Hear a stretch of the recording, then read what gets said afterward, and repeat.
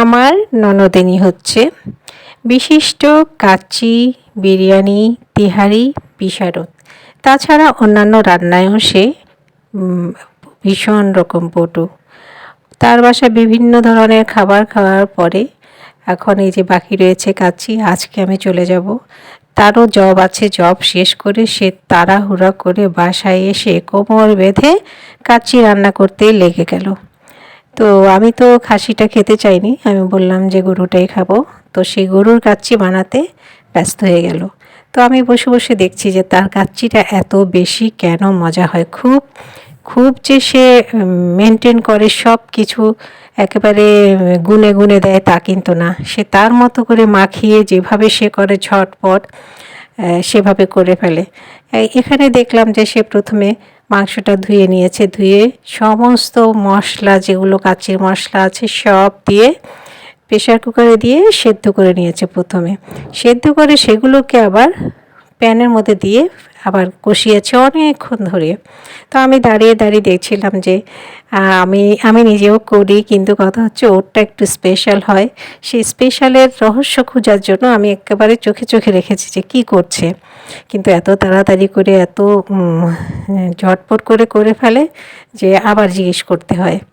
তো মোটামুটি তার এই সিদ্ধ হয়ে যাওয়ার পরে সে এখন বেরেস্তা করে নিল। বেরেস্তা করে নেওয়ার পরে আলুটাকেও ছিলে নিল। আলুটাকে হালকা জাফরান রং দিয়ে সে ভেজে নিয়েছে, পরে কাচ্চিতে যাতে দিতে পারে। আর এদিকে কাচ্চির মাংসটাকে সে অন্য প্যানে নিয়ে ভালো মতো কষিয়ে নিচ্ছে।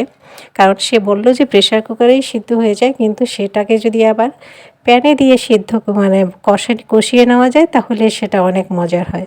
তো মোটামুটি মাংসটা রান্না হয়ে গেছে। এরপরে হয়তো বা এখন চাউলটা আর কী করে দেখি, সে দেখলাম যে চিকন চিকন লম্বা লম্বা বাসমতি সেদ্ধ চালটা নিয়েছে। নিয়ে যে এই পানির মধ্যে পর্যাপ্ত পরিমাণে লবণ দিয়ে সেগুলো হাফ মোটামুটি হাফ সেদ্ধ করে নিয়েছে। তো সেদ্ধ করে নেওয়ার পর এদিকে হাফ সেদ্ধ করে মাংস যে রান্না করে রেখেছিল কষিয়ে, সেটার উপর একদম দিয়ে দিয়েছে। আমি তো মনে করেছি পুরোটা মাখিয়ে দিবে, কিন্তু না, সে শুধু চাউল দিয়ে তার উপর বেরেস্তা দিয়ে এরপরে আবার কিছু ইনগ্রিডিয়েন্টস দিয়ে দিচ্ছে সেখানে। সেগুলো হচ্ছে বেরেস্তা, কাঁচামরিচ, তারপরে আরও বিরিয়ানির কী কী মশলা আছে সেগুলো দিয়েছে। মোটামুটি বিরিয়ানি রান্না শেষ। তার মধ্যে আবার ঘি, কেওড়া, গোলাপ জলও দিয়েছে একটু। তারপরে এই যে একটা দই মিক্স করা, নাকি দুধ মিক্স করা ছিল, মিক্স করে ওটার মধ্যে একটু জাফরানের কালার দেওয়া ছিল, সেটাও ঢেলে দিয়েছে। পুরোটাই দেখলাম দাঁড়িয়ে দাঁড়িয়ে। তারপরে আবার ঘিয়ের লেয়ার দিয়ে দিয়েছে, একটু সসের লেয়ারও দিয়েছে মনে হয়। তো হয়ে গেল। আমার তো সময় নেই, ঝটপট ঝটপট সবাই খেতে, সবাই বলতে বাসায় তেমন কেউ নেই, ও আমি আছি আর ছোট একটা পিচি আছে। তো সে বেড়ে আমাদেরকে এখন খাওয়াচ্ছে।